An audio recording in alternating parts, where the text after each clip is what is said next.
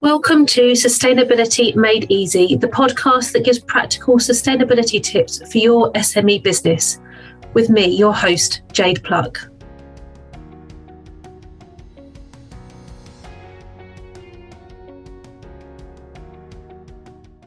Right, today on the podcast, I have got Matt Hill, founder of Evolve and Anode, along with Amber Nelson, who is the Strategy and Partnerships Manager for the companies. Anode was founded in 2020 and is a sister company to Evolve. Evolve's an established engineering solutions company with experience across multiple sectors, including automotive, motorsport, and aerospace. Anode's ambition is to cultivate innovative partnerships, developing engineering solutions through sustainable technologies, and are working with like-minded companies on projects surrounding things like e-mobility, electrification, energy recovery, and alternative materials. Today we're talking about what both Evolve and Anode have done on their own sustainability journey so far. Hi. Hello. Hello. Thanks for having us. Oh, thanks for being a guest. So we're kind of talking about your journey with the businesses. Perhaps just a bit of an intro. What were the drivers behind kind of starting this journey and looking at sustainability in more detail in both the companies? I think there's two answers to that, really.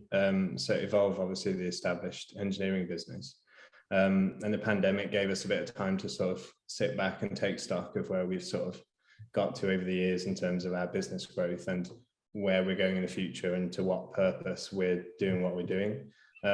And to put something to that purpose, we couldn't really answer a true question of something that we believe we're passionate about, and sustainability was sort of the answer that we kept coming back to. So that's why we created Anode, because we thought we've got all this skill set around us and this sort of capability. So let's do something that we're passionate about. So use all that to sort of better the future, really. And the second answer in terms of what we're doing in terms of our own journey for sustainability, I think we've kind of progressed into it, if that makes sense. We didn't sort of wake up one day and say, oh, we need to just suddenly change how we are. And what we found is that I don't think we were doing too badly anyway, because we do things for the right reasons. But now we're sort of on a much steeper progression in terms of where we want to be. So it's all about the passion of what we believe we need to do correctly in the future, really. Yeah, I think having that kind of lead into it through just a general passion with the staff and just kind of makes it a much easier transition when you start looking at sustainability. So yeah, no, it's good. So have you got it written into your into the company purpose and like the values? Is that kind of I say surrounding sustainability, but is that kind of a big part of them? Yeah, particularly for Anode, our mission is to engineer a sustainable future. So, it's pretty concise and perhaps a really bold statement, but you sort of try and have as much impact as you can with what you're able to do, what your resources allow. So however big we manage to get, that will sort of define how much impact we're able to make on that mission. So that's kind of where that is for that company. And then sort of the direction for Evolve is just moving in that way as well. So in the future, the sort of vision for Evolve is that it becomes the manufacturing arm of the group. And Anode is sort of pushing that sustainable future of manufacturing, engineering, product solutions, and that's sort of the direction that we plan to go. Yeah, no, definitely. And this is kind of a side question, but do you kind of see with that kind of manufacturing arm of the business, do you see more and more of your kind of clients in that business kind of talking more about sustainability and their kind of journey? Perhaps they're on kind of starting the journey and you're helping them, maybe, I don't know. Yeah, I think I'll let Amber answer that as well, but maybe a bit of both.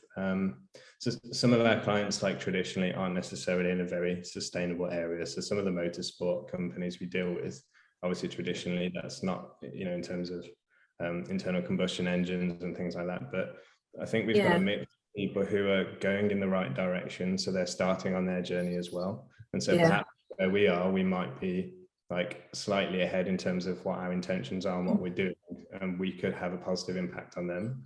And then there are other people who are sort of startups that are customers who are literally developing sustainable tech, and we're supplying them. So we've kind of both ends of the spectrum really, but I think in general it's what I felt is a positive direction for anyone spoken to.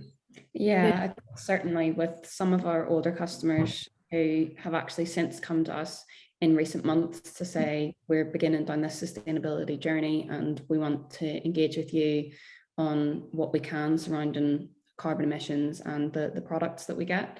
So it's been really, really positive to have existing customers begin to think that way. And there are some who maybe are starting from really ground zero and they need to move from there. And there's other companies that have been doing some things around sustainability, not necessarily in their, so for like example, internal combustion engines, but the other parts, they're maybe decarbonizing their supply chain or just their use of plastics or their use of chemicals.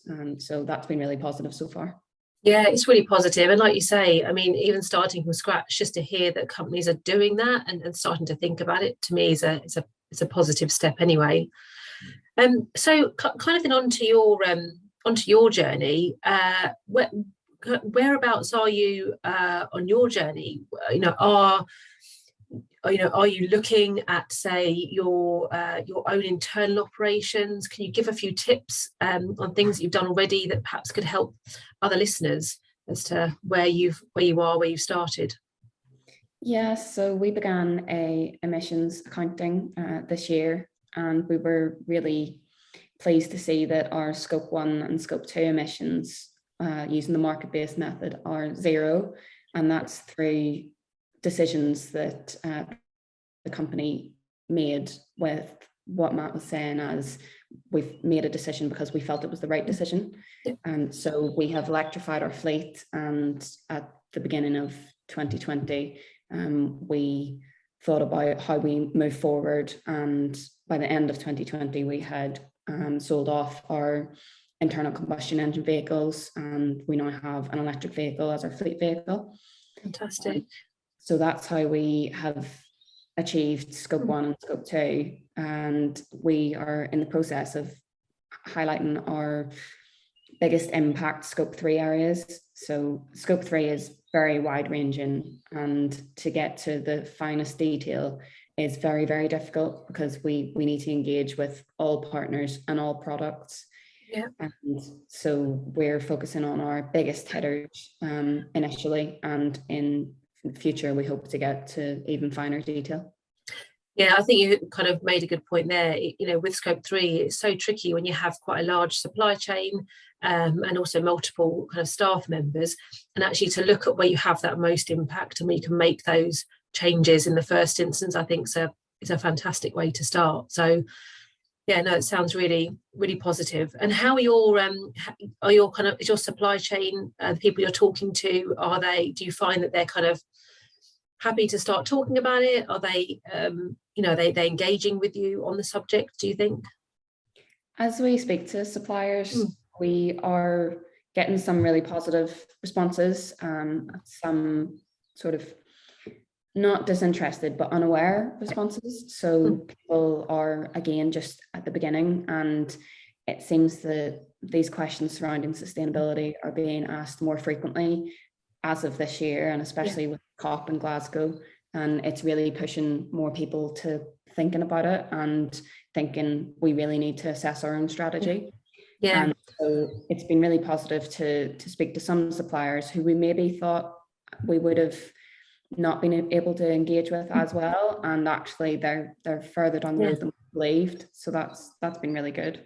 Oh, fantastic. So we're hoping to produce a sustainability report at the end of the tax year, during which we would like to report on our major emissions, our scope 1, 2 and 3 where we can, and outline what we weren't able to measure and how we're going to try and improve that going forward. And so when we have been going through the greenhouse gas protocol emissions accounting, there is a location-based method and a market-based method for scope 2 emissions. The location-based method is surrounding where your actual facilities are, and the carbon intensity of the electricity within that country. So scope 2 emissions are the electricity generated and fuels to run your business. So in terms of heating as well. And for us, we have air source heat pumps, so we don't have oil heating. And we are with a electricity supplier that supplies 100% renewable energy with renewable electricity generation of origin certificates. Great. So that then means we're able to use the market-based method, as we have purposely went out and chosen a green tariff. Yeah. And that means that we can, using the market-based method, our emissions for electricity are zero. Yeah. Using the location-based method, we take our kilowatt hours of electricity and use the UK-wide factor to calculate our emissions. And so our emissions for electricity using the location-based method for April 2020 to April 2021 was 11 tonnes. So that's 11 tonnes of CO2. And that will be to run our machines and run our lights and electricity in the office. But we have made every effort to have low energy light bulbs, to have efficiency savings across the groups. When we're not in the office, the lights aren't on, really simple things. And that's how we've been able to get that number even lower. That's really great. I mean, even things there, like you say, about kind of reminding people to turn things off, turning lights off, and impact, and changing to LED light bulbs, the difference that can make, especially if you've got, warehouses, factories, as well as offices. That's really good. That's really, really interesting to hear. And, like you said there, you've changed to, a electricity provider that is a fully, that comes with a green certificate, a fully green supplier. And that, is a change that everyone can make, I feel, when they kind of come to renew their contracts. It's things that can easily be done with not too much cost. Obviously, the electric vehicle side of things, sometimes people have to plan those, in budgets and things. But no, it's really, really interesting to hear what you've been doing. And the knowledge that you have, Amber, as well is absolutely fantastic around the area. I think people learn lots from that bit there. So thank you. So have you been communicating, or what you're doing, or maybe you intend to communicate this? You talked about writing a report. Are you going to share that with your customers, as well as perhaps for internal stakeholders? Do you see this having a positive? Well, I know the answer is yes, but do you see it having a positive impact to your client base? We hope so, yes. So we have a small team, and the strides that we've been making and the achievements that we have so far, we discuss internally.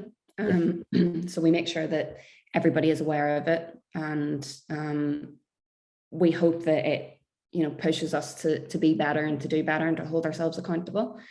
And so the reason that we want to create a report, and we will publish that to our website, so that then customers or anybody who visits our website will be able to see our sustainability report. And that is in the name of just being transparent about what we're doing and what we've achieved so far and what we have yet to achieve. So there will be areas that we're doing really well, and there will be areas that we can improve, and being able to publish those and be transparent about it is a really key thing for sustainability, and ensuring that our credentials are really true to what we are and what we believe. And we think that being able to publish and say we're struggling in this area, it might also promote other people to get involved and say we've done this in this area, this could work.